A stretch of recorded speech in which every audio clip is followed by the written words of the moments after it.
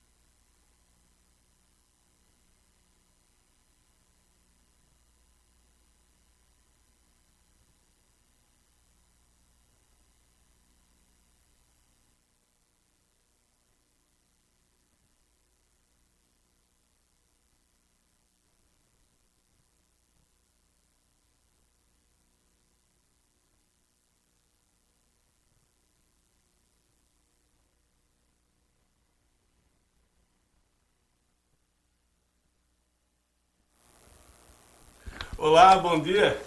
Estamos começando mais um programa Beto Madeira aqui na TV Sul. Não está funcionando o microfone? Aí, como é que tá? Agora, funcionou? Ainda não? Vamos ver aqui.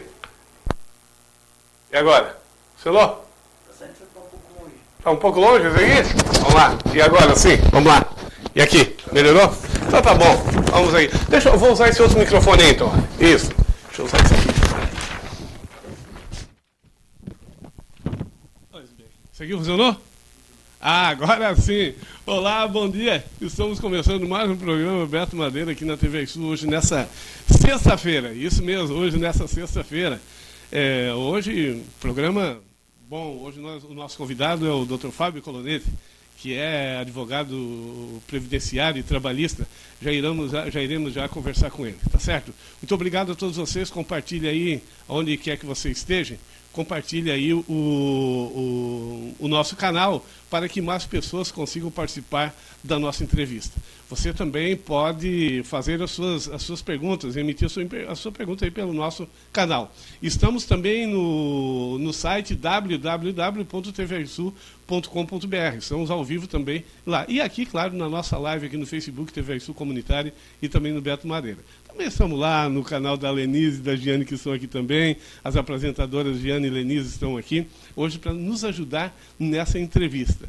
Primeiro vamos cumprimentar então a Giane e ver o que ela espera dessa entrevista do dia de hoje. Bom dia, Giane. Bom dia, Beto. Bom dia, Fábio, Lenise. E bom dia também. Agora sim? Agora sim? É. Bom dia, Beto. Bom dia, Fábio. Bom dia, Lenise. E também aos nossos ouvintes. É um prazer estar aqui hoje e também para um assunto assim tão delicado nas nossas vidas, né? Tanto a parte trabalhista e previdenciária.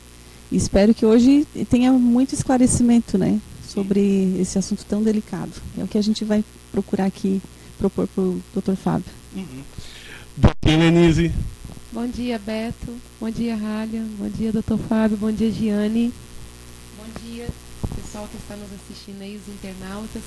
Então, vamos discutir um assunto super atual, delicado, que envolve política, legislação, um assunto complexo, de interesse público. E o que eu espero é poder contribuir, esclarecer um pouco mais a respeito dos conhecimentos pertinentes à legislação trabalhista e previdenciária. Muito bem, olha, os nossos colaboradores aqui do programa TV Sul estão passando tudo aí embaixo aí, você está percebendo aí, todos os nossos colaboradores, muito obrigado a todos que estão hoje contribuindo para que esse programa pudesse vir ao ar. Então, qualquer informação dos nossos colaboradores, todos aqui embaixo passando, você não esqueça, vão nas lojas, vão no nosso comércio, vão procurar os nossos colaboradores e digam, claro, que você assina a TV Sul, tá certo? Então, tá bom, claro, para a gente garantir ainda mais aí os nossos patrocínios aqui na TV Sul. Bom dia, doutor Fábio. Bom dia, Beto. Bom dia a todos aqui, aos teleouvintes, né, da nossa TV digital, Morro da Fumaça, TV Sul. É um prazer estar com vocês aqui. Fábio, vamos falar um pouquinho da tua história, hein? Claro, para ficar registrado aqui no nosso canal. Quem é Fábio Colonete? Então, eu nasci em Criciúma, tenho 43 anos, né, sou advogado há 18 anos e venho atuando nessa área desde que me formei. Assim que eu me formei já senti assim, um apego, assim, um carinho pela área previdenciária, que na época existiam poucos profissionais na região que atuavam, né? Hoje nós temos mais. E sempre assim me senti muito bem, podendo fazer esse trabalho, né, atendendo a população que necessita de um auxílio na área previdenciária. Alguns assuntos aqui que nós iremos abordar hoje, que é a questão de como ficou as novas leis trabalhistas, né?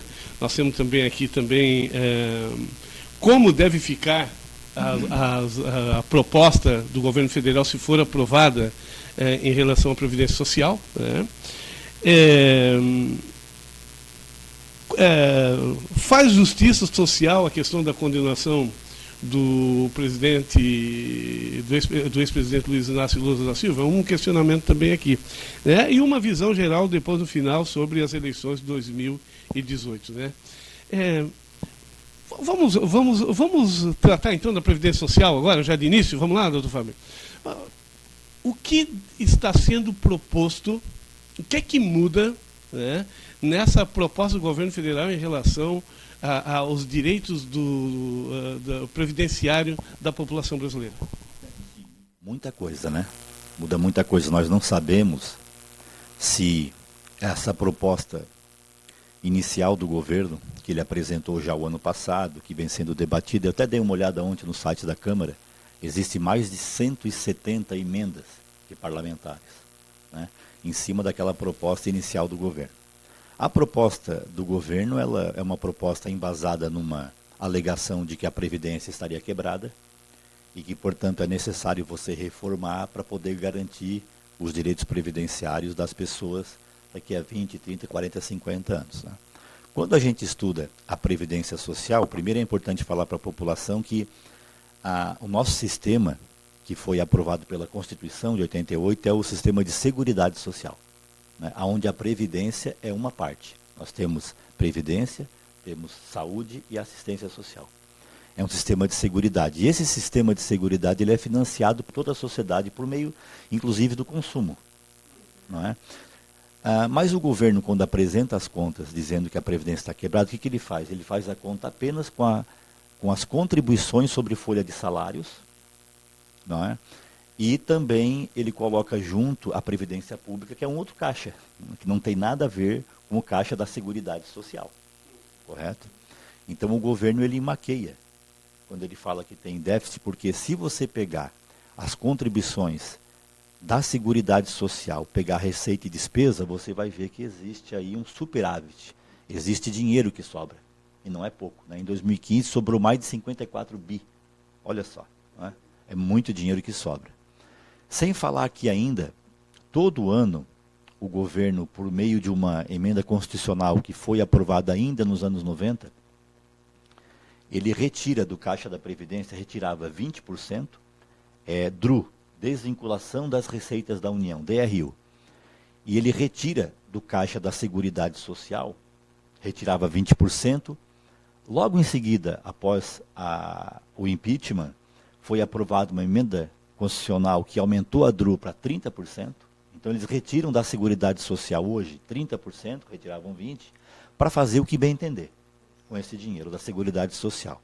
A maioria para pagar juros da dívida pública, né, que consomem praticamente hoje mais de 50% do orçamento da União é consumido pelos bancos para pagar juros da dívida pública. Então, além do governo maquiar, ele retira da Seguridade Social. E depois passa para a sociedade que você tem que fazer uma reforma em cima dos benefícios previdenciários, alegando que se não reformar não vai sobrar dinheiro. Mas ele não explica, né, para a população como que é o sistema. Então, se for aprovado a proposta original do governo, nós teremos uma restrição de direitos. Eu não chamo de reforma, porque a gente, quando faz uma reforma, faz para a coisa ficar melhor, né? Quando eu faço lá na minha casa uma reforma, eu faço ela para ficar mais aconchegante, né? Que fique um pouco melhor. Em tudo é assim. E a reforma da Previdência precariza, torna ela mais inacessível à população, e você vai levar mais tempo para conquistar um benefício previdenciário de aposentadoria. Além de você levar mais tempo, você vai ter um benefício menor. A proposta acaba com a aposentadoria por tempo de contribuição, né, que hoje a mulher se aposenta com 30 anos de contribuição, independente da idade, e o homem com 35 anos, independente da idade no setor privado. No setor público tem uma limitação de idade. Eles acabam com essa proposta, não haverá mais, haverá apenas uma aposentadoria, que é a aposentadoria por idade, onde eles querem igualar tanto o homem quanto a mulher com 65 anos de idade. Aí já existem emendas para baixar para 62 ou para manter 60, então, no caso da mulher. No homem não, ficaria 65 anos de idade e seria a única aposentadoria que a pessoa teria, acabando com a aposentadoria por tempo de contribuição. Aí, claro, mantém a aposentadoria por invalidez, mas num outro sistema, onde, para vocês terem uma noção, ela começa, tanto a aposentadoria por invalidez quanto a por idade, ela começa com 51%, e aumenta 1% ao ano de contribuição. Então, para você ter uma aposentadoria de 100% da sua renda, você vai ter que contribuir por 49 anos para a Previdência. 49 anos. Então, assim, é uma verdadeira crueldade que está se fazendo com a população brasileira, né? Giane. Doutor Fábio, você acha que essa reforma vai acontecer, essa da Previdenciária? Nós estamos num ano eleitoral. O governo está passando muita dificuldade, né, para conseguir os votos para aprovar. Ele nomeou lá o Marum, né, que é um deputado federal, para quem não lembra do Marum, era o mais forte aliado do Cunha. O mais forte aliado do Cunha. Tanto é que quando o Cunha ele foi cassado, ele ficou do lado do Cunha o tempo todo. Né, inclusive foi elogiado por alguns deputados da oposição pela fidelidade ao Cunha, né? Então, ele que está negociando, né? E a gente tem assim, informações que chegam para a gente de terceiros, de pessoas que têm ligação com alguns políticos da região, de que é assim na cara dura, oferecido na base de 5, 6 milhões de reais para cada deputado, né? Para poder aprovar. E de onde vem esse dinheiro? Né? Esse dinheiro vem principalmente do sistema financeiro. Porque o grande, para as pessoas entenderem, o grande interesse da reforma da Previdência não é a população, não é o enxugamento do Estado, não é nada disso. O grande interesse na reforma da Previdência vem dos bancos.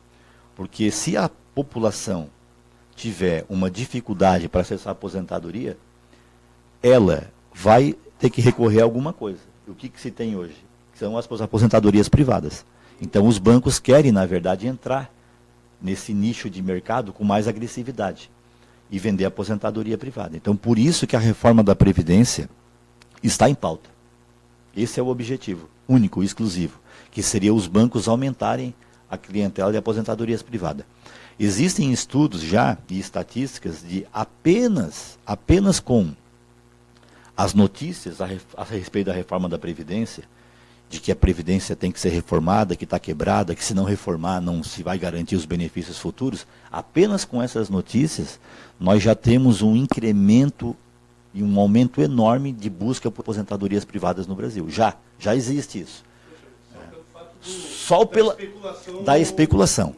Aí você imagina se você apresentar para a população um sistema de previdência que você terá que contribuir por 49 anos para ter direito a um salário próximo daquilo que você contribuía durante toda a sua vida. Rália, tem alguém aí? Vamos lá, então? Vamos lá, pode colocar para a gente lendo lá em cima, né? Quem está presente aí. mandar um alô para o pessoal que estão sintonizados. Quero mandar um abraço para o Márcio José Martins, que é o nosso convidado aqui no estúdio, mas aqui no nosso estúdio, mas está presente aqui na TV Sul, e nós iremos ler as perguntas dele também aqui pelo nosso Facebook. Zuleide Inácio Stenbach, um grande abraço para você, muito obrigado pela sintonia. Zelândia Madeira, muito obrigado pela sintonia. Gilmar Silva, que está lá em Salvador. Bom retorno, Gilmar. Boa estadia aí. Marcelo Lopes, um grande abraço para você, muito obrigado. Por enquanto são esses. Lenise, uma pergunta? Sim. Doutor Fábio, tu comentou, e eu particularmente concordo muito com o teu posicionamento, que o que está acontecendo, essas propostas são uma crueldade com a população. Concordo com esse posicionamento. E uma pergunta. Sempre ouvimos discussões falando assim que o povo não sabe a força que tem, desde a escola, dos momentos que a gente discute muito democracia, na época do impeachment do Collor, momentos marcantes que já vivemos, essa discussão sempre prevalece. O que tu acha que o povo poderia fazer nesse momento para impedir com que isso seja implementado, ou não tem possibilidade? Qual que é o seu posicionamento? Na verdade, eu vejo assim, que a dificuldade que o governo está tendo em aprovar a reforma da Previdência, ela se dá justamente pela pressão popular. Né? Tem se intensificado ultimamente, né? Tem se intensificado, né? E assim, ainda é uma pressão popular, assim, puxada pelos trabalhadores e tal. Existe uma parte da população ainda que não acordou. Me parece assim que tem uma parte da população, por exemplo, aquelas pessoas que foram para as ruas quando do impeachment da Dilma, muita gente que foi ali, estava ali realmente achando que se tirasse a presidente Dilma, a situação ia ser diferente. Né? E estão percebendo que não está sendo diferente. Né? E inclusive estão percebendo que as alterações legislativas e a forma como as coisas estão sendo conduzidas, pelo contrário, estão prejudicando a população. Mas não vão para a rua, porque pensam que se for para a rua é de esquerda, aquela coisa toda. Não vão, né? Preferem ficar na omissão. Eu acho que está na hora também dessas pessoas acordarem, entendeu?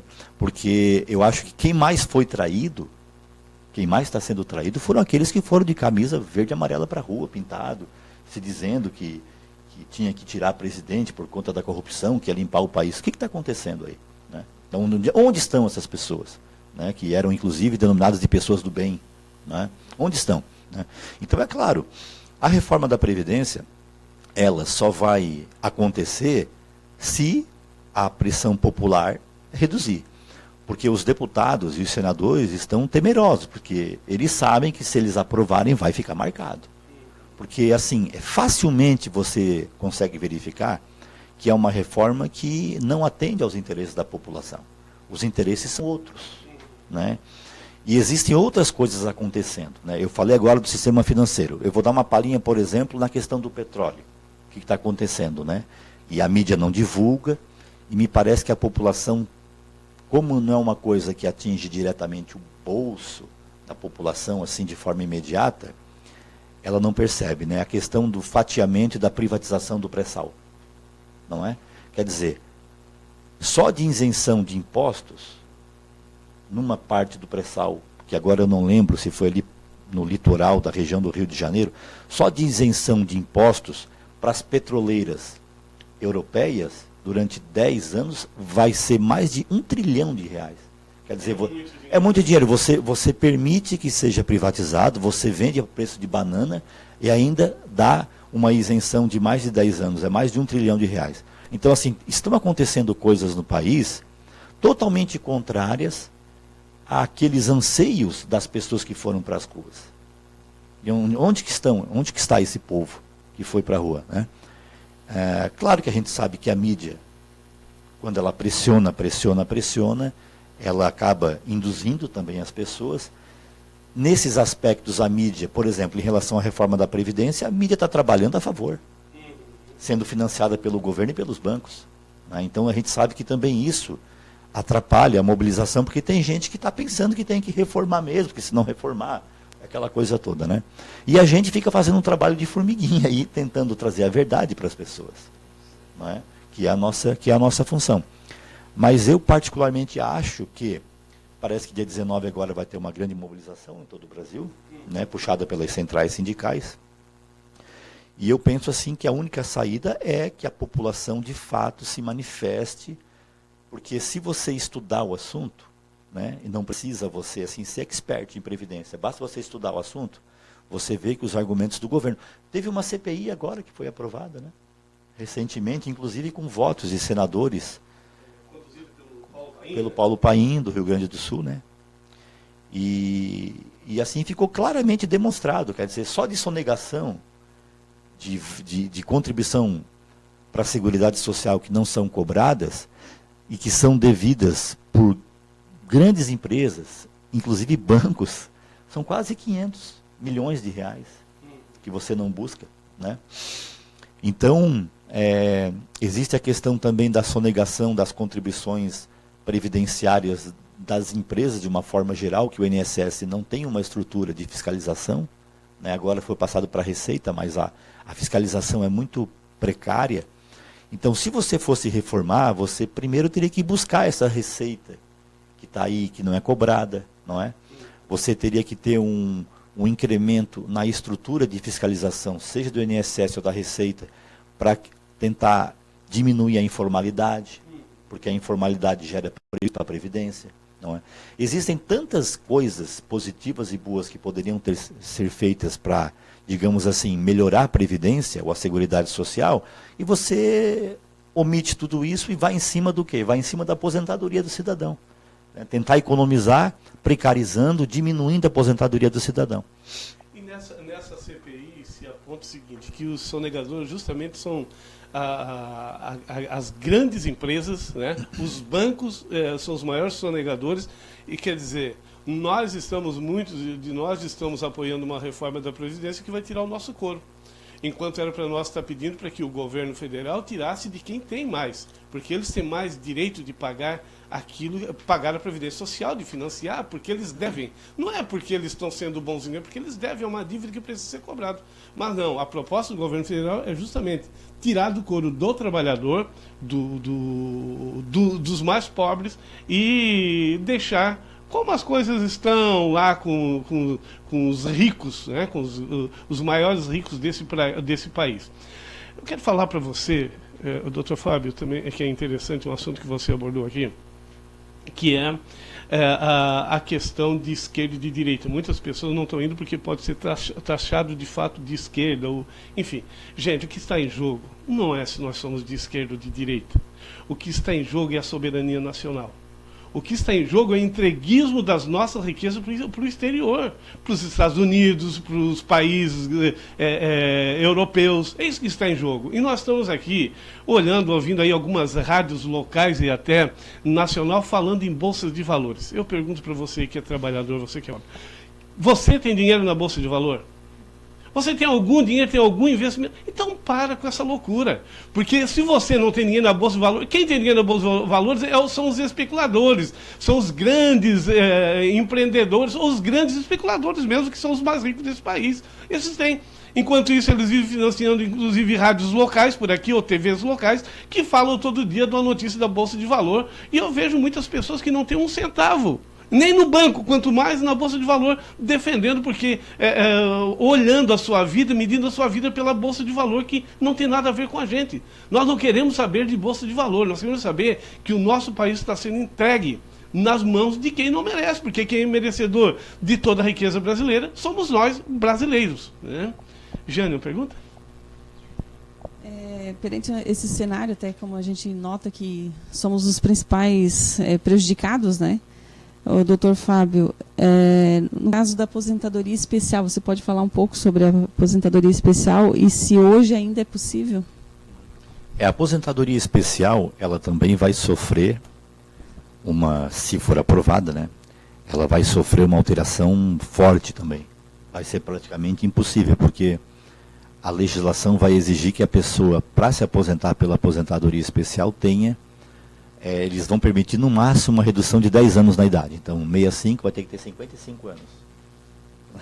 Quem é que vai estar debaixo da mina, por exemplo, com 55 anos? Né? Então, eles vão praticamente extinguir essa aposentadoria. Ela vai estar prevista lá, mas o acesso a ela vai ser muito difícil, né? Só que ela vai ter que ser regulamentada depois por legislação ordinária, porque eles não vão prever na Constituição todos os requisitos dessa aposentadoria, porque ela depende de regulamentação, a questão da insalubridade, né? Principalmente dos meios de comprovação da insalubridade, por meio de laudo pericial, né? Os formulários e tudo mais. Então, ela vai ser uma aposentadoria que vai ser muito difícil de ser atingida, apesar de continuar constando na legislação. Porque hoje, você trabalhando 15 anos, por exemplo, debaixo de uma mina, na maioria das empresas que têm insalubridade, ou pelo ruído, ou por graxa, por óleo, enfim, é 25, né? E algumas outras profissões, como aquelas que estão expostas à radiação ionizante, que são 20 anos, né? Só que agora, além de você comprovar esse período de trabalho, você vai ter que ter 55 anos para poder se aposentar pela aposentadoria especial. Então vai ser... sabe, vai ser... Exatamente. Vai ser muito difícil de ter acesso a esse tipo de aposentadoria. Se for aprovado, né? Agora, o mais, assim, tem uma situação da pensão por morte, né? Que é uma coisa, assim, que é interessante a gente falar. Porque hoje, a pessoa que é casada e que, porventura, o cônjuge venha a falecer, ela fica recebendo 100% do valor da aposentadoria, né, do cônjuge. Porque era uma renda que estava entrando naquela residência, naquele lar, e a pessoa que fica sem o marido ou sem a esposa, obviamente que ela continua necessitando, às vezes fica com filhos e tudo mais, ou às vezes com um problema de saúde, enfim, né? Pela proposta original do governo, você não pode mais acumular a aposentadoria sua com a pensão do cônjuge. Pela proposta original, tá? Você ficaria só com uma ou com outra, e escolher aquela que é mais vantajosa, digamos assim, né? Veja só, né? Então toda a contribuição de uma pessoa de uma vida inteira simplesmente faleceu, se acaba, não fica mais com os dependentes. Vitalícia, então. Não é mais, exatamente. Agora o que acontece? Aí tem uma proposta ali de uma emenda, que eu até li hoje, que se a pensão não ultrapassar 2 salários mínimos, aí a pessoa pode acumular. Então, digamos assim que um trabalhador e uma trabalhadora, né, um casal, que contribuam no teto da Previdência, digamos. São raros, mas existem, né, que contribuam, que receba acima de R$ 5.500. Ele teria direito de se aposentar lá na frente, com a sua aposentadoria, e receber a pensão com base nas contribuições da sua esposa. Só que ele não vai receber de forma integral, como é hoje. Ele vai receber no máximo até 2 salários mínimos. Essa é a proposta por meio de uma emenda que estava sendo negociada com o governo para ver se aprovava. Então vejam que não é reforma, né? É restrição de direitos, né? Você restringe, você diminui. E isso vai causar um empobrecimento da população. Por quê? Porque a Previdência Social, ela é uma fonte de distribuição de riqueza muito forte. Por quê? Porque as pessoas, para ter acesso a um benefício, elas trabalham e contribuem por anos, gerando receita para o Estado, contribuição para a Seguridade ou para a Previdência. Quando elas se aposentam, elas continuam gerando riqueza. Por quê? Porque elas consomem com aquele valor. E quando elas consomem, isso gera o quê? Pagamento de impostos para o governo. Porque a maioria dos impostos está em cima do consumo. Então vejam a fonte de riqueza que é a Previdência. Você tem que contribuir para ter acesso a um benefício por anos, gerando riqueza, gerando contribuição, e depois, quando você começa a receber, você continua gerando riqueza. Você continua consumindo com benefício, gerando tributação, gerando arrecadação de impostos para o governo. Quando você restringe esse acesso, quando você diminui o valor que a Previdência distribui para a população, você está gerando um empobrecimento. Isso vai ser de uma forma escalonada, de um efeito cascata, né, um efeito dominó, você empobrece toda a sociedade. A Previdência brasileira, apesar das críticas da mídia financiada pelos poderosos e pelos grandes grupos de bancos, os banqueiros e tal, ela ainda é considerada no mundo um exemplo. Pelo quê? Pela distribuição de renda que ela ocasiona. Existem cidades no nosso Brasil, nos interiores do Brasil, que os valores dos benefícios são responsáveis por mais de 50% da arrecadação dos municípios. Veja só como é que é isso. Então, a partir do momento que você restringe, que você diminui isso, você está causando um empobrecimento. E isso não é bom para ninguém. Não é bom para a população, não é bom para o comércio, porque o comércio vai vender menos, não é bom para a indústria, porque o comércio vendendo menos, a indústria produz menos. Eu não sei qual é a inteligência dessas pessoas. Né? Dominó. Porque a gente paga imposto não apenas sobre a renda, mas sobre o consumo também. Então, se não tem renda, automaticamente o consumo vai decair. E a arrecadação cai. Claro. Alguma pergunta aí? Pergunta ali. Tem? Vamos lá, então? Isso. Vamos lá. Bom dia, Beto. Bom dia, Lenise. Bom dia, Fábio. Bom dia, Giane. Bom dia ao Cauã, que está aqui atrás. Bom dia aos nossos ouvintes. Uma pergunta da Zelândia. Eu gostaria de saber se uma mulher grávida que trabalha 1 ano e de repente o patrão resolve fechar o comércio e não avisa nada para a funcionária, não paga os direitos dela e alega que não tem condição de pagar. O que ela deve fazer para poder ficar amparada? Pois ela trabalha e isso fica difícil se empregar novamente. É uma situação que ela vai ter que procurar um advogado de confiança dela e solicitar esses direitos pela justiça, né? Na situação dela, né? Já que o empregador fechou e não pagou nem, me parece, as verbas da rescisão, ela vai ter que procurar um advogado aí e ingressar judicialmente. Né?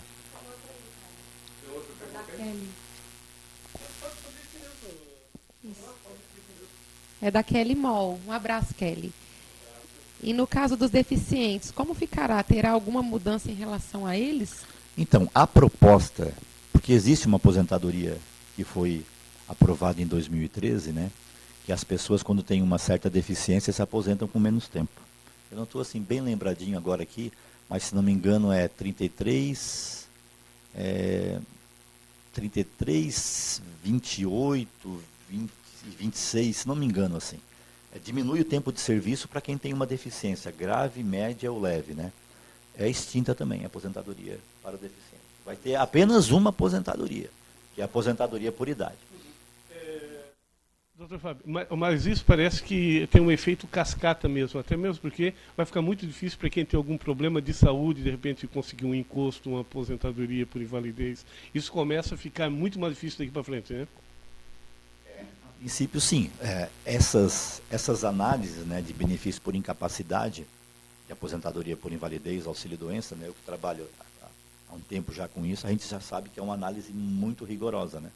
Tanto é que, por exemplo, no meu escritório profissional, o que mais nos aparece lá são pessoas doentes que vão até o INSS, recebem por um mês e meio, 2 meses, e depois recebem alta, ainda fazendo um tratamento, precisando do benefício, sem condições de trabalhar, recebem alta. E isso é muito tempo que é assim, sabe? A análise da Previdência em relação a benefício por incapacidade sempre foi muito rigorosa e muitas vezes até desumana. Né? Se as coisas seguem nesse caminho, sujeito isso ser mais difícil ainda, né? Porque vem muito da orientação do tipo de governo que você tem, né? A orientação parte de cima, né? Olha, gente, pelas informações que se tem, o governo vem perdendo força no Congresso Nacional. Mas aquilo que o Fábio falou, graças à pressão popular que tem que começar a atuar nas praças, nas ruas, se manifestar através das redes sociais, sem nenhum problema. Porque a grande mídia não está noticiando nada a favor e sempre defendendo, tentando empurrar de boca abaixo, para que todos nós, principalmente os trabalhadores mais pobres, consigam assimilar essa proposta da reforma da Previdência e dessa forma, daqui a pouco, nós, os trabalhadores, de forma geral, entrar num caos sem precedente. Então é importante também, graças hoje, o movimento está crescendo, graças às mídias sociais, né? As mídias digitais estão aí, através dos sites, dos blogs, através de rádios e TVs, que estão divulgando, falando a verdade, passando informação, trazendo profissional, igual como está hoje aqui o Fábio Colonetti, para explicar um pouco mais sobre isso. Mas uma coisa ainda que eu não entendo, eu também sou microempresário, né? E muitos de nós aqui somos, você que está aí assistindo, e tantos outros. O grande problema é o seguinte: quando nós criamos uma empresa, nós achamos que já somos empresários grandes, já podemos defender tudo quanto é porcaria que vem de cima para baixo. Esse é o grande problema. A gente sabe que tem pessoas que estão passando uma dificuldade danada para tocar sua loja, dificuldade danada para tocar sua empresa, as coisas, a arrecadação caindo, as dificuldades aumentando, e estão defendendo uma reforma da Previdência, porque não entende, simplesmente ou são partidários ou não sabem o que estão falando. Né? Então é importante saber que quem está lucrando com tudo isso são os grandes ricos, ou seja, apenas 1% da população brasileira. 1% da população brasileira é que ganha sobre tudo isso.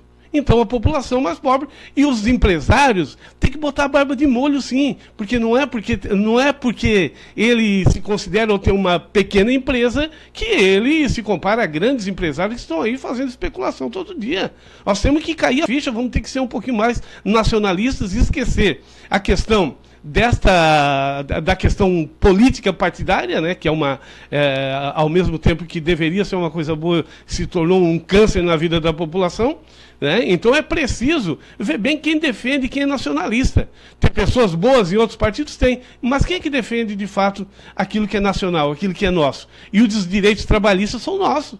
Né? Os direitos previdenciários são nossos, precisamos defender a nossa gente e parar dessa bobagem de ficar defendendo os grandes, achando que nós somos grandes também.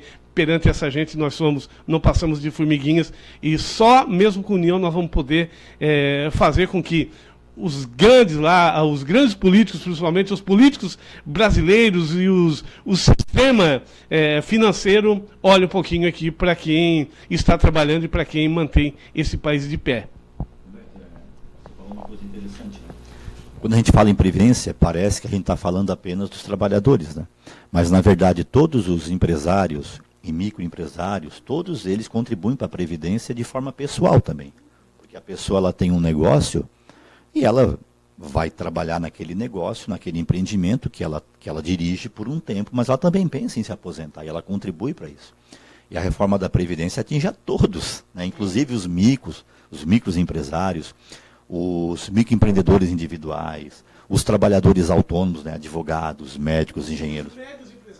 Os médios empresários, o grande empresário, porque eles também contribuem para a Previdência. Então a Previdência ela é um patrimônio de todos os brasileiros.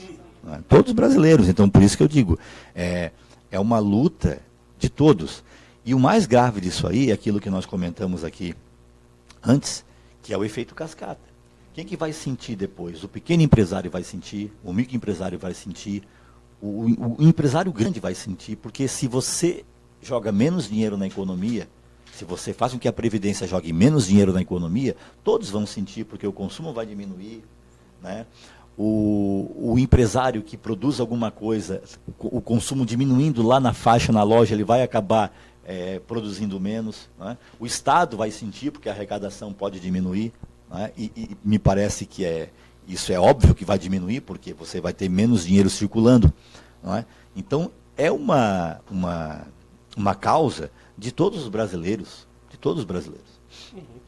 Olha, você que está nos assistindo nessa manhã de hoje o nosso convidado, estamos ao vivo com você, o nosso convidado é Fábio Colonetti, que é advogado trabalhista e previdenciário. Quem está aí? Alex Garcia, lá da TV Sul Garopaba. Um grande abraço, Alex. Sucesso aí. Ontem estava assistindo aí a tua programação ao vivo aí. Show de bola, vamos para frente. Também hoje, para ajudar aqui nessa entrevista, está conosco a Giane Soete, que ela é empresária também? Sou empresária, tenho um CNPJ. Também. Isso, e coach, né? E a Lenise Paraíso, que é psicóloga, que é empresária também, e que é apresentadora, as duas são apresentadoras aqui na TV Sul, todas as quartas-feiras, sempre uma ótima entrevista às 8 da noite, aqui no nosso canal, ao vivo com você, tá bom? Giane. Dos empresários, né? Eu também trabalhei em escritório de contabilidade e era uma demanda assim, muito preocupante por parte deles e a decepção quando chegava na aposentadoria. Então, para hoje, a gente já se prevenir, né? Quais os valores que posso pagar como autônoma e como vou saber o valor do benefício quando eu me aposentar? Pelas regras atuais, a contribuição mínima, né, no caso dos empresários, sobre o salário mínimo, a mínima contribuição. Você não pode contribuir nunca abaixo do salário mínimo, né? E as pessoas que possuem empresa, na sua maioria, teria que ver a forma de tributação, mas contribui com 11%. Contribui com 11% em cima do valor. O mínimo é o salário mínimo e o máximo é o teto. O teto hoje está 5.600 e alguma coisa. O realzinho não estou lembrando, mas é 5.600 e alguma coisa. E você contribui, no caso dos empresários, contribui 11% em cima desse valor. Do profissional autônomo, né, já é um pouco maior a contribuição, é de 20%. Né? Então você contribui no mínimo, ou no máximo, ou no meio. Né? Se a pessoa quer contribuir em cima de R$ 2.500, no caso do profissional autônomo, né, faz a conta, 2.500 vezes 20%, vai dar R$ 500 por mês. Se a pessoa é empresário e quer contribuir em cima da sua retirada, ele faz uma retirada de 4.000, por exemplo, por mês. Né? Ele vai contribuir em cima dessa retirada que ele fizer. É assim que funciona. O cálculo do benefício, atualmente, né, que foi também a pergunta ali, o cálculo do benefício ele é pego das maiores contribuições que a pessoa fez desde o mês de julho de 94 para frente. Então, digamos assim, se a pessoa nesse período ela tem 100 contribuições, serão pegas as 80 maiores contribuições. Aí, com base nessas contribuições, elas são somadas. Né, são somadas, divide por 80, faz uma média aritmética e sai o valor do benefício. Hoje é assim. Tá? Por que essa data de corte? Essa data foi fixada porque teve uma reforma. A Previdência sofreu diversas reforminhas, né? Reforminha já. E teve uma reforma em 99 e que eles preveram, né? Eles fixaram em julho de 94 porque eles imaginavam que, tirando o cálculo, fazendo o cálculo em cima de 5 anos, mais ou menos, do benefício, e depois com o tempo ia aumentando, e essas contribuições também são depois atualizadas, foi a lei foi assim um cálculo naquele momento que se fez e foi definido e se manteve até hoje assim, né? Então hoje ainda é assim. Se a reforma for aprovada é um pouco diferente, né? Que daí vai partir de 51%, né? 51% e todo ano trabalhado aumenta 1. E o cálculo vai ser feito com base em toda a vida contributiva da pessoa. Então desde o início, né? Vai pegar todos os salários, não vai ficar mais limitado a julho de 94. Vai pegar todos os salários da vida da pessoa. O que provavelmente vai ter um achatamento do benefício também, porque geralmente, no caso das pessoas, seja empresários ou seja trabalhadores normais, as pessoas iniciam contribuindo com valor menor, né, e depois elas vão aumentando com o tempo. Né. E aí, se você pega toda a vida contributiva desde o início, você vai ter, muito provavelmente, um achatamento do valor do benefício. É. E como funciona na prática? O fator foi algo instituído em novembro de 99 também, naquela pequena reforma, né? Porque eles queriam estipular uma idade para aposentadoria, acabaram não conseguindo estipular a idade. Né? Eles queriam que a aposentadoria por tempo de contribuição tivesse 35 anos de contribuição e 60 anos de idade, para poder ter acesso. Isso já em 99. Né? E eles não conseguiram aprovar. E aí, mas conseguiram, colocaram lá por baixo dos panos, digamos assim, o fator previdenciário. O que é o fator previdenciário? É uma forma de cálculo que quanto mais novo você for, menor é o teu benefício.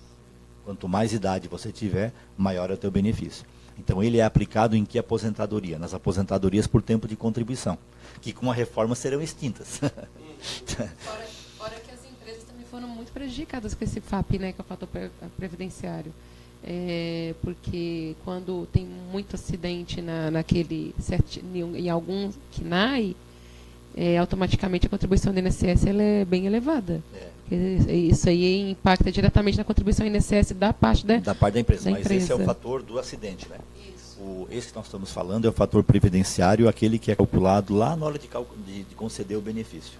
Ele é um pouquinho diferente, mas ele segue a mesma linha, mais ou menos. E esse fator, então ele é assim, a pessoa, por exemplo, se a pessoa se aposenta hoje com 53 anos de idade, uma mulher, e com 30 anos de contribuição, ela vai receber dessa média que eu falei, aproximadamente 70%. Então, quando que esse fator vira 100%? Ele vira 100% na mulher quando ela se aproxima dos 60 anos. E o homem também, quando ele se aproxima dos 65 anos. Então, ele é um fator que ele é calculado com base no quê? Na idade e no tempo de contribuição. Então, por exemplo, uma pessoa que se aposenta com 40 anos de contribuição, acima do que é devido, né, do que é solicitado, ela vai ter um fator maior. Então, às vezes, o fator pode ser 110%, 115%. Né?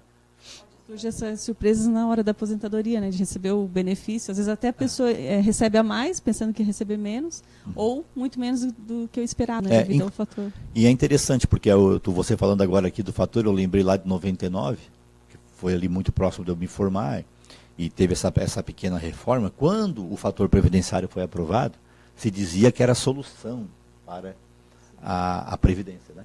Se dizia que você instituindo o fator, você ia ter uma economia que ia gerir a Previdência para os próximos 50, 60 anos. E pouco tempo depois, menos de 20 anos, você já está com uma outra reforma, onde você está extinguindo praticamente uma espécie de aposentadoria, que é aposentadoria por tempo de contribuição, extinguindo pensão. Né? E ninguém fala da DRU. E ninguém fala da DRU. E ninguém fala da DRU. Pois bem, olha, o nosso programa hoje no oferecimento de Fábrica de Sabores da Sabrina, de Farmacinalis, trailer do Chico Bento, contato internet, ultra popular aqui na cidade de Morro da Fumaça. Eu só quero lembrar você que na próxima segunda-feira, às 8h20, lá ao lado da Casana, na barbearia Megatop, tem mais uma edição, mais um dia de curso Remodelando a Mente para o Sucesso com Volney de Bem, com o coach Volney de Bem. Então você não perca a oportunidade de ir assistir e melhorar um pouco mais ainda a sua atuação. Em tempos difíceis, nós precisamos de nos aperfeiçoar. Então eu espero que você participe às 8h20 da noite, ao lado da Casan aqui de Morro da Fumaça, na barbearia Megatop com Volney de Bem. Doutor Fábio, claro que a gente já está falando de tudo um pouquinho, né? Mas a questão trabalhista que foi aprovada, o que tem de novo, o que muda? Tem alguma, só antes um pouquinho, tem alguma pergunta aí, Halle? Vamos lá, então? Isso, vamos trocar aqui o microfone. Um falhou e aí nós ficamos sem um microfone aqui. Primeiro a Zelândia, duas perguntas aqui. A Zelândia, ela perguntando em relação àquela questão da gravidez, ela perguntando se a gestante em questão ela não tem o direito de receber durante o período de maternidade. Ela tem direito ao salário de maternidade, né? Ela vai ter que, neste caso, quando a empresa está ativa, quem paga é a empresa. A empresa paga os 120 dias e depois a empresa desconta das contribuições do INSS. Só que me parece que a empresa fechou, né? Então, por isso que eu digo que, neste caso, ela vai ter assim, um prejuízo, uma dificuldade, porque a empresa não está em atividade. Então, ela vai ter que postular judicialmente e aí vai cobrar, inclusive, essa indenização do salário de maternidade.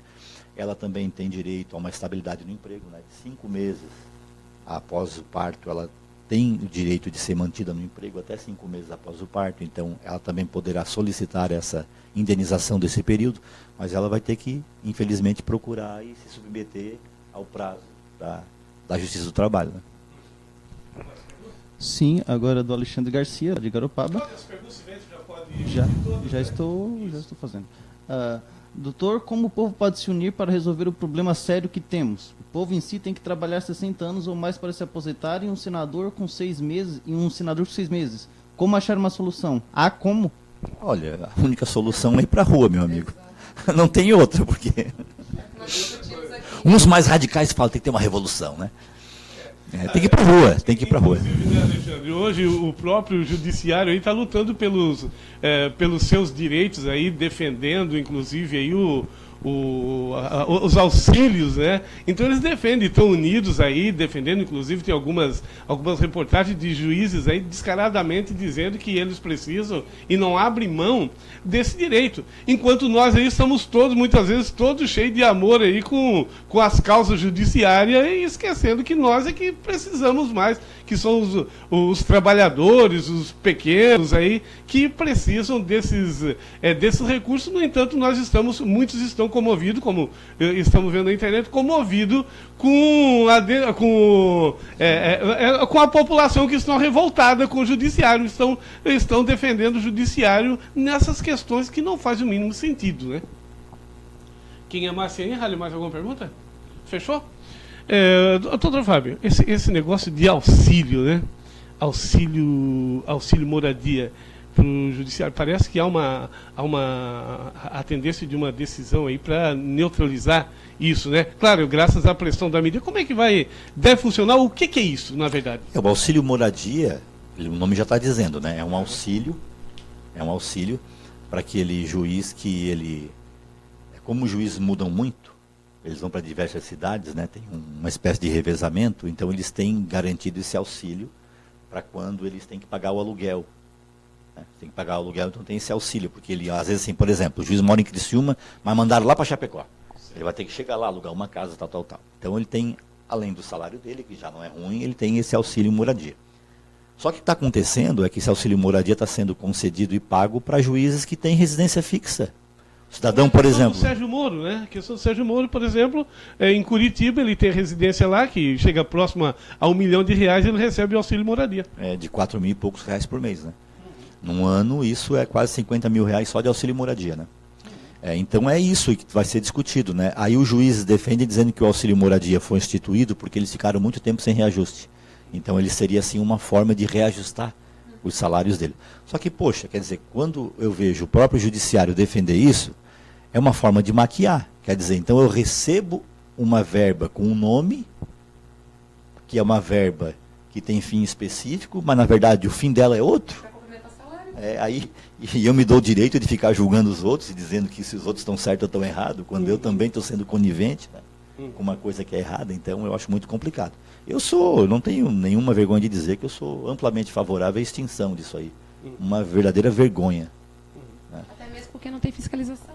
Não tem gerência sobre isso. Enquanto isso, né, muitos trabalhadores, muitas pessoas no nosso país não tem nenhuma casa, se tivesse pelo menos o auxílio moradia, né? Mas não tem. Quem sabe aí os juízes aí do Brasil todo aí, já que querem defender aí o seu auxílio moradia, que também forneça aí, aprove uma lei que destine auxílio moradia para todas as pessoas que não têm casa. Né? Aí sim poderia continuar recebendo o seu auxílio moradia. Roberto, né? só para você ter uma noção, né? Um assunto leva ao outro, né? A média de aposentadoria no Poder Judiciário é de 35 mil reais. A média. A média. Tem desembargador recebendo mais de 150 mil por mês, com direito a 13º e férias de 60 dias por ano. Ah, mas estudaram, se formaram, fizeram pós-graduação, doutorado. Poxa, mas espera aí, tem que ter um limite. A Constituição fixa o limite constitucional de aproximadamente 33 mil reais. Como é que o cidadão pode estar recebendo 150 mil? Eu estou falando 150, tá? Mas eu já vi lá 198. Aí você imagina, 200 mil reais por mês, recebendo, você vai ver lá, tem salário, auxílio gravata, auxílio moradia, auxílio isso, auxílio aquilo. Aquilo vai incorporando, não termina mais. Né? Ministério Público, estadual principalmente, me parece que é uma coisa muito semelhante, é uma caixa preta. Entendeu? Então, eu acho assim que já que estamos assim no movimento de ajuste de contas, de enxugamento da máquina, não pode passar despercebido o Poder Judiciário também.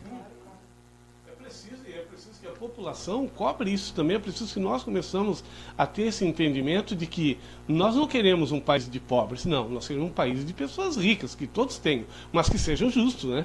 Que sejam justos e que essa riqueza seja distribuída. E que quem tem que dar exemplo, que é o Poder Judiciário, o poder público de forma geral, que dê o bom exemplo para depois cobrar, taxar aquelas pessoas que já não têm.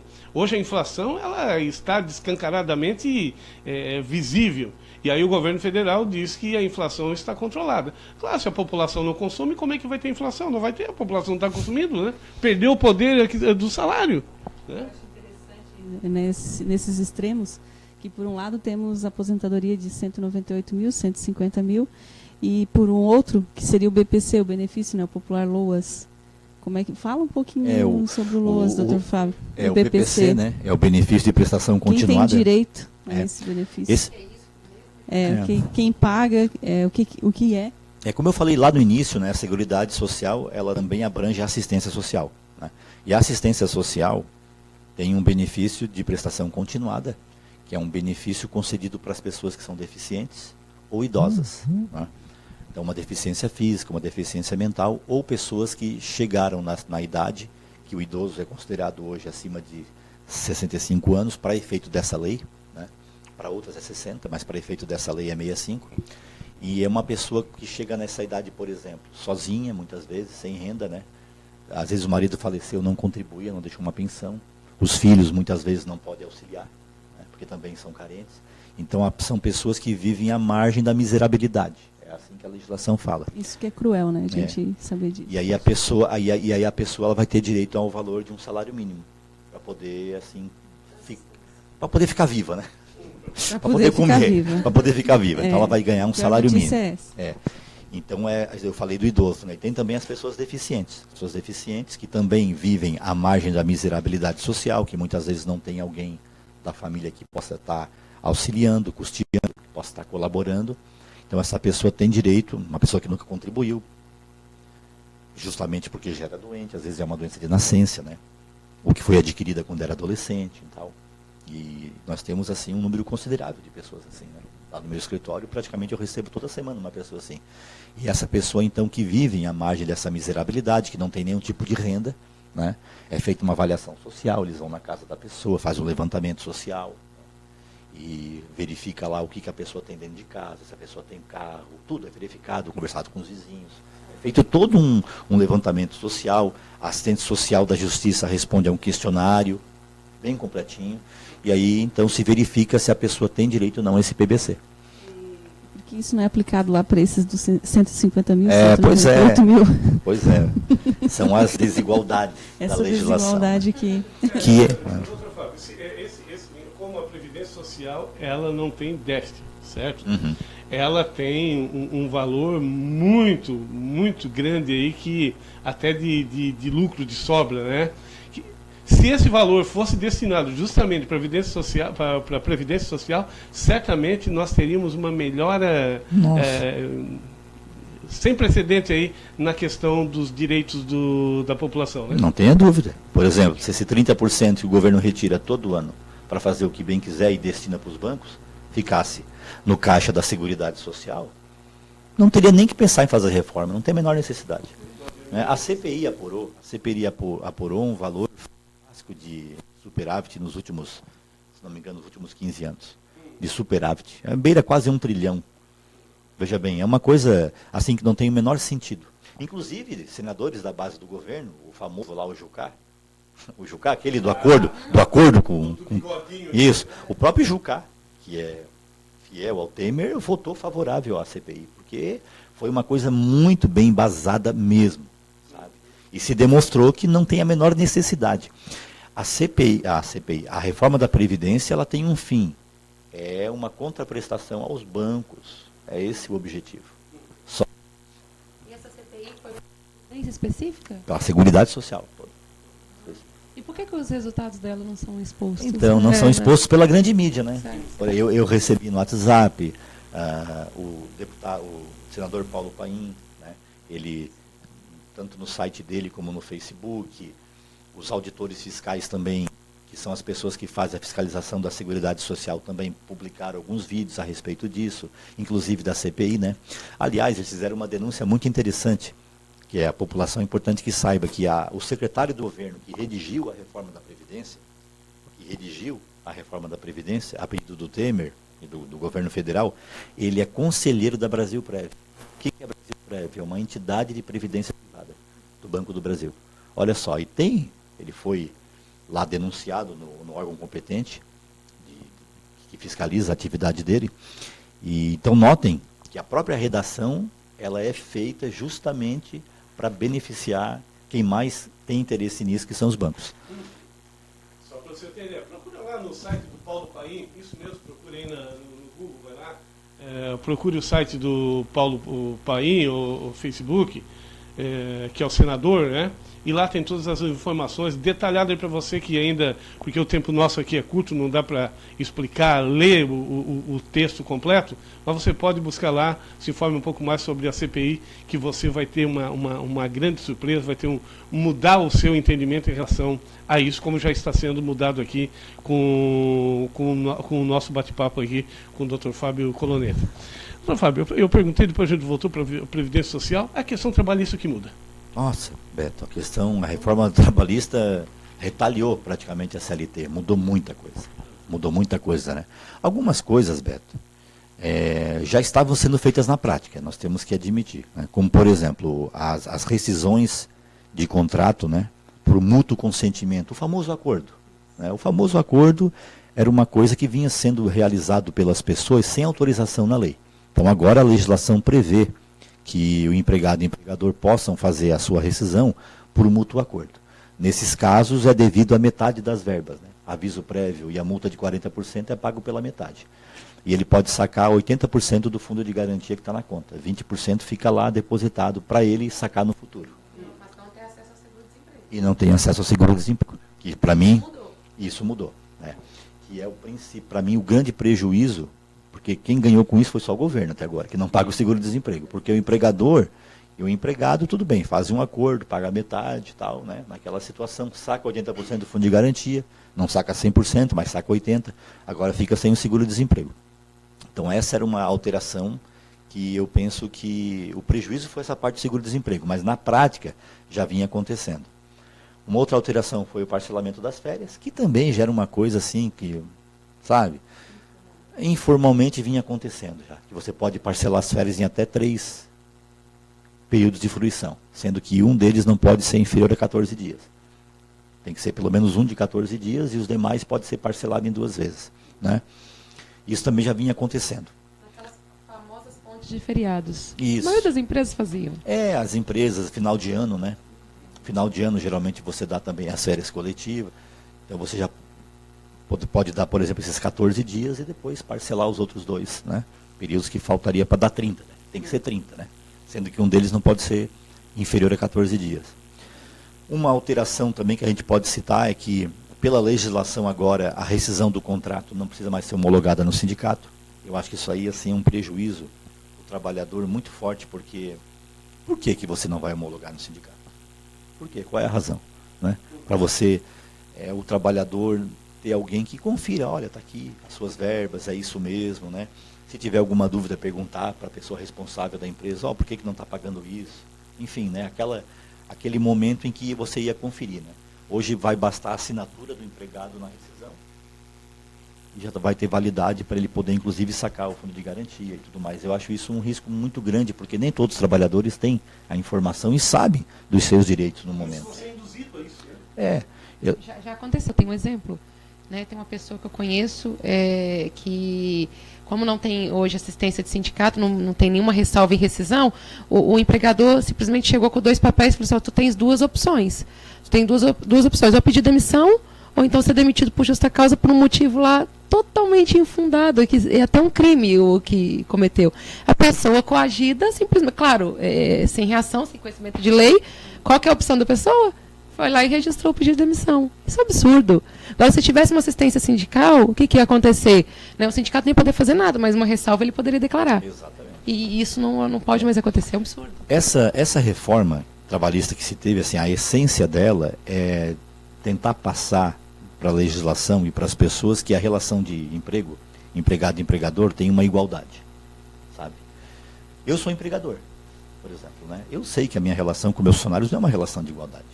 Eu tenho um empreendimento, a estrutura é minha, o salário que é pago é um salário que é fixado de acordo com as minhas possibilidades. Né? Às vezes você negocia uma coisa ou outra, mas é uma coisa ou outra, você não negocia totalmente. Né? Então, assim, o empregado adere ao meu empreendimento e ele vai trabalhar de acordo com as minhas necessidades. Né? Então, não existe na relação de emprego uma igualdade. E quando você retira a homologação sindical, você tenta passar para essa relação uma relação de igualdade que não existe. Por exemplo, já chegaram pessoas no meu escritório com a rescisão assinada por eles, sem receber. E agora?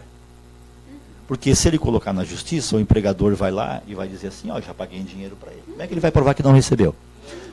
Se tem a homologação sindical, vai ter lá o carimbo que foi quitado. Quer dizer, aquele carimbo tem uma fé pública. Entendeu? Então, essa alteração na legislação também, ela, no que diz respeito aos direitos trabalhistas, em alguns pontos, ela foi muito, mas muito prejudicial para o trabalhador. Olha, para você que está nos assistindo aqui em Morro da Fumaça, a Prefeitura Municipal já deixou o alvará, tanto lá o alvará desse ano já está à disposição. tanto lá no site da Prefeitura, como também ali na sala de tributo da Prefeitura, no salão principal, ali embaixo, isso mesmo. Vai até lá, você que tem o seu empreendimento na cidade, vai até lá e você pode pagar até o dia 22 com 10% de desconto. Isso mesmo, 10% de desconto. Vai lá, já dá uma olhadinha, vê outros tributos lá que estão pendentes, você já aproveita e já dá uma olhadinha, tá certo? Então tá bom, a Prefeitura Municipal de Morro da Fumaça está anunciando que o seu alvará já está disponível tanto no site que você pode imprimir e pagar numa parcela única ou diretamente na Prefeitura e você todas as informações, tá certo? Tá certo.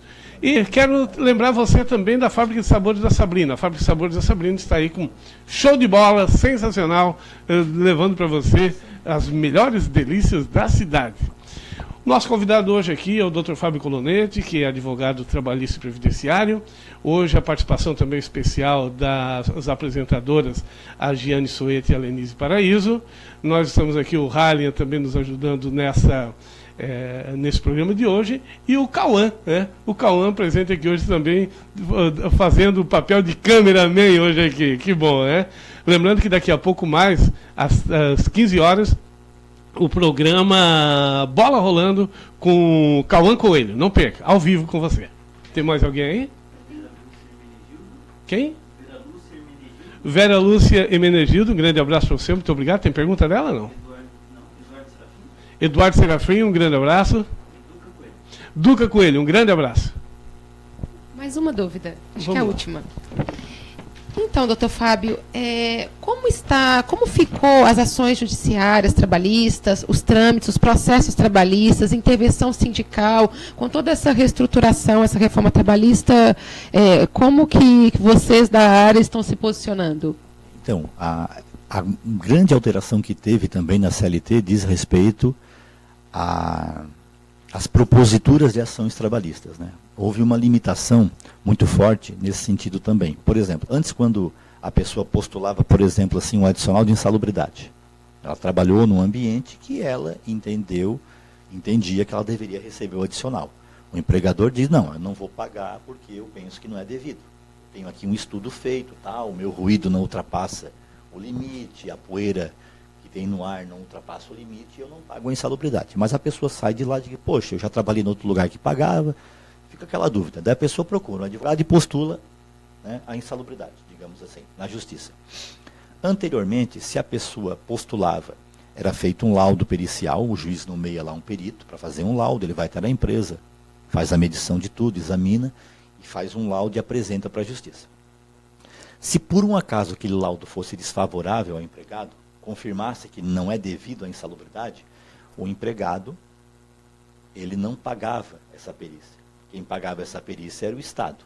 Né? Por quê? Porque geralmente ele está desempregado, ele acabou de sair da empresa, ele está sem renda, aquela coisa toda.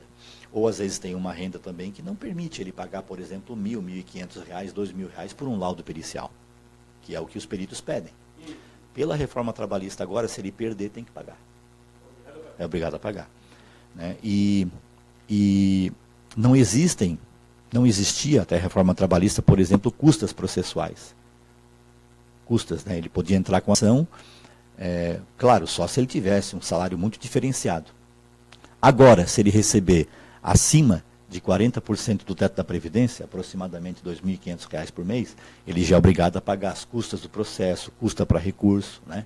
E se ele perde também algum pedido que ele faz, ele é obrigado a pagar honorários para o advogado da parte contrária, também.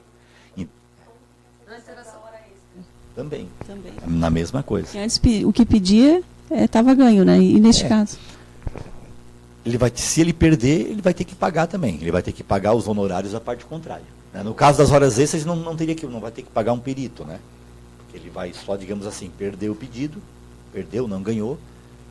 Aí ele pediu, por exemplo, R$2.000 de horas extras, porque agora tem que apresentar o cálculo também, antes não precisava. Agora o empregado tem que entrar com a ação e o advogado vai ter que ou contratar um contador ou fazer um cálculo e mostrar que, ele está pedindo tanto. Aí se ele perder, se ele não conseguir provar que ele fazia horas extras, o juiz pode fixar os honorários advocatícios em cima desse cálculo para a parte contrária. Então agora sim, a pessoa para colocar uma ação trabalhista, ela tem que ter muito cuidado. Porque, digamos assim, se for uma ação infundada, se for uma ação assim, vou colocar só porque fui demitido, digamos assim. Nós sabemos também que existe isso. Existem ações, eu já trabalhei em algumas ações que eu descobri no meio do caminho que era uma furada. Entendeu? Que a pessoa de fato me contou uma história que não era verdadeira. Já aconteceu comigo. A maioria não, a minoria. Entendeu? Um caso ou outro. A maioria das pessoas que nos procuram, hoje, gente, as pessoas que nos procuram para entrar com ação trabalhista, sabe o que elas estão reclamando? Salário que não é pago. Salário que não é pago.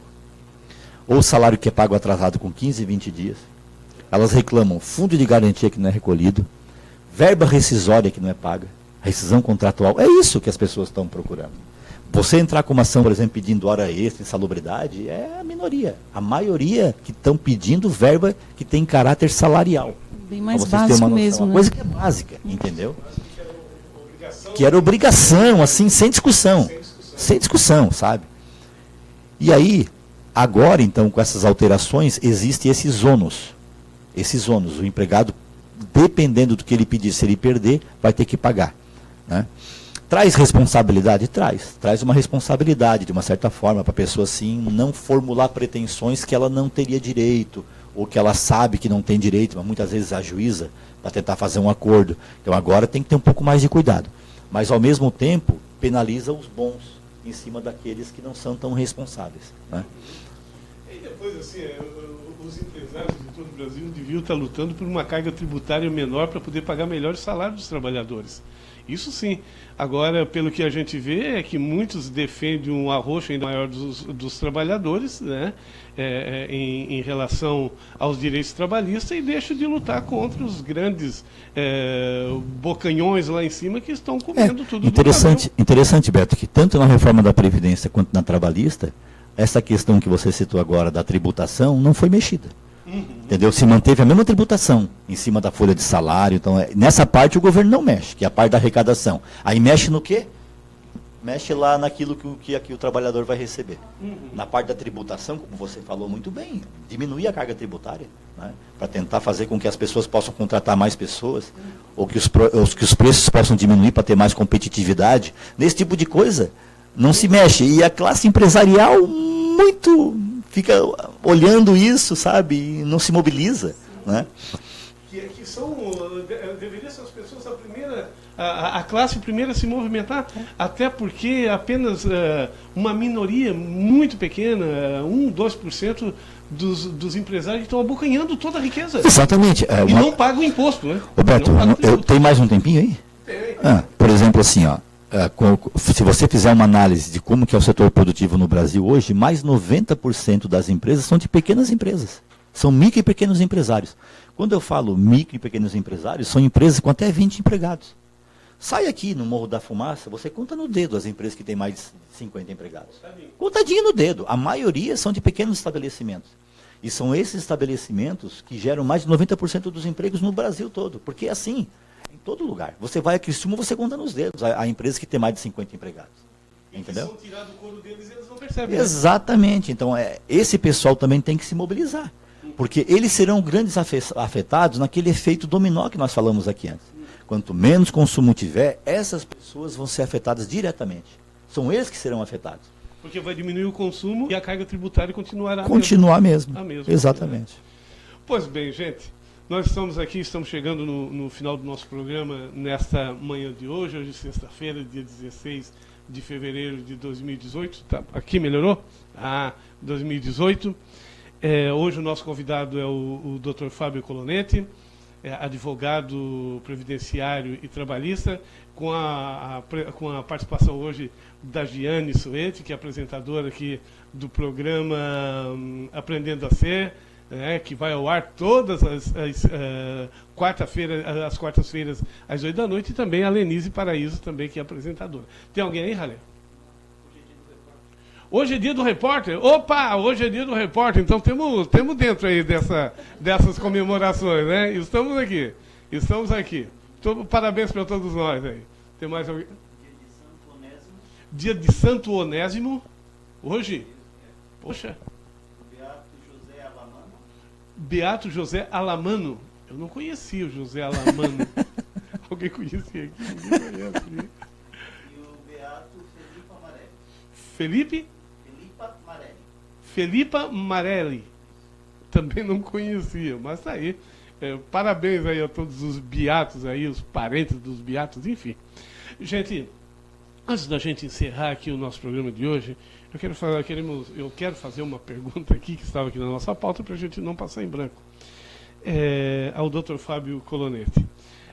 Dr. Fábio, em relação ao judiciário primeira e segunda instância na condenação do ex-presidente Luiz Inácio Lula da Silva, fez bem? Fez sentido? É justa a condenação? Beto, assim, ó, a minha especialidade não é direito criminal, né, e também não é direito eleitoral, assim. Eu vou responder para ti em cima daquilo que eu, assim, li e estudei, né. Claro que a gente tem a formação em direito e a gente tem um pouco de facilidade, diferente do cidadão comum, né. A condenação desses processos em relação ao presidente Lula, elas são muito contraditórias, né, a gente pode falar assim. Não falo isso pela questão ideológica ou de posicionamento político. Falo isso com base naquilo que eu escutei de juristas, inclusive juristas que não têm o acompanhamento ideológico que o Lula tem, né?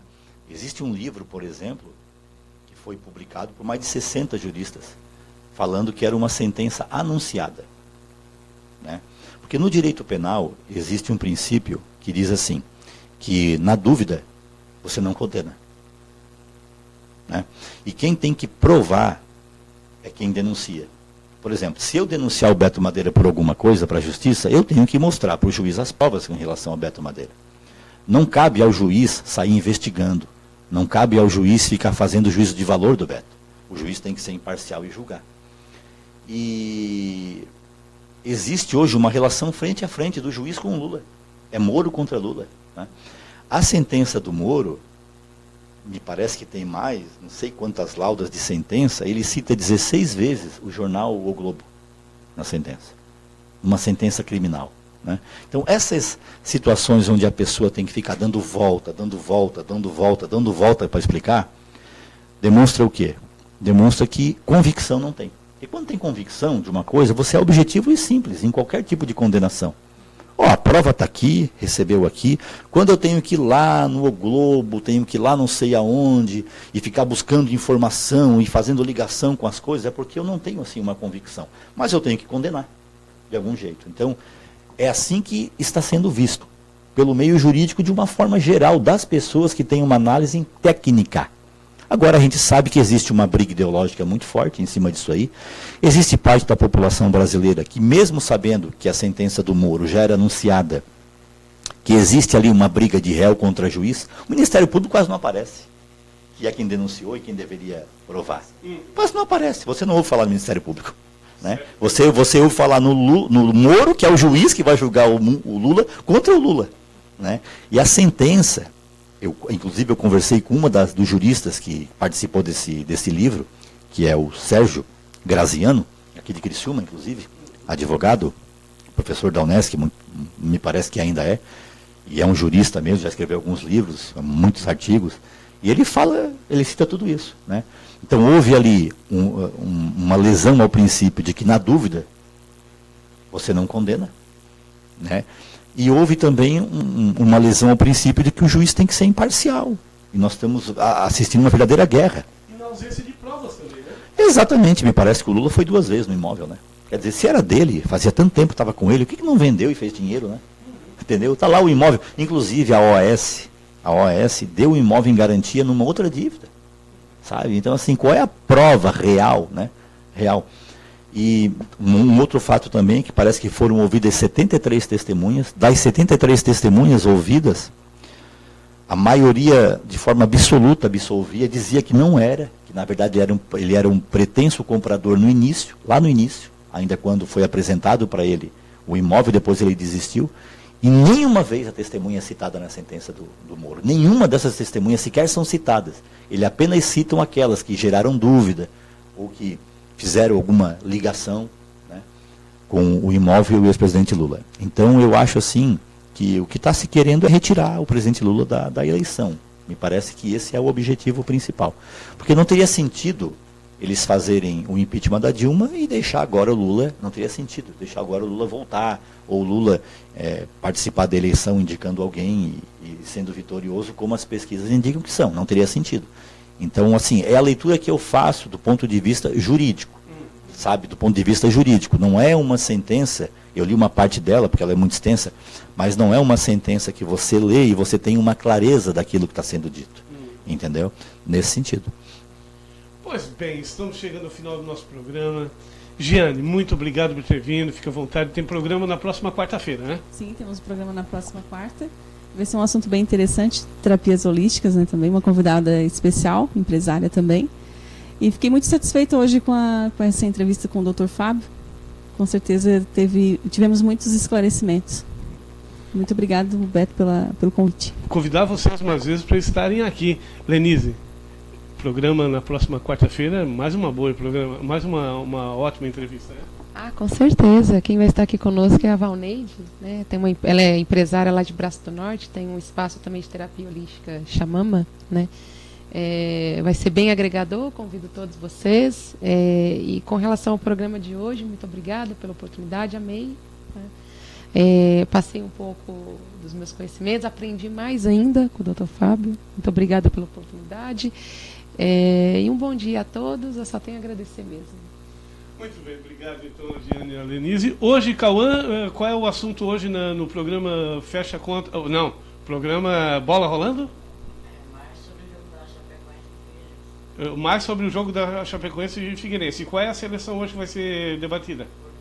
Portugal, hoje é Portugal. História de Portugal e também a sua seleção, né? Então, lembrando a você que o programa à tarde, segunda, quarta e sexta-feira, com o Cauã Coelho, sempre abordando uma seleção, falando um pouquinho, afinal de contas, nós estamos ano de Copa do Mundo, sempre falando sobre uma seleção em termos de futebol e também contando a história do seu país, tá certo? Dr. Fábio Colonete, aquilo que eu não perguntei, que você gostaria de dizer, fique à vontade. Só quero agradecer pelo convite, né? Espero que tenha sido proveitoso para todos. E nós queremos convidá-lo, você, para vir outras vezes aqui, para a gente falar, quem sabe agora em programas, em assuntos específicos. Hoje a gente deu um apanhado geral, né? Em assuntos específicos é sempre uma honra recebê-lo aqui. A honra é minha. Muito bem, e assim nós vamos fechando aqui a nossa live, né? Você pode ir lá para o nosso canal tvsul.com.br, nós estamos lá, estamos também no YouTube, vai lá e dê um alô lá no nosso YouTube, compartilhe lá, dê um joinha lá para a gente, isso mesmo. E também nós estamos em diversos canais aqui nas redes sociais. Foi uma alegria recebê-los. A TV Sul ficará, então agora você ficará diretamente lá com 72 horas de programação, 24 horas por dia, abordando lá diversos assuntos, além dessa entrevista aqui, filmes, documentários, enfim, uma infinidade de coisas lá para você, tá certo? Muito obrigado ao Halian também, que esteve aqui na nossa técnica de som e imagem, né? E nós voltamos, claro, na segunda-feira com o programa Beto Madeira, a partir das 8h30 da manhã. Grande abraço, até lá.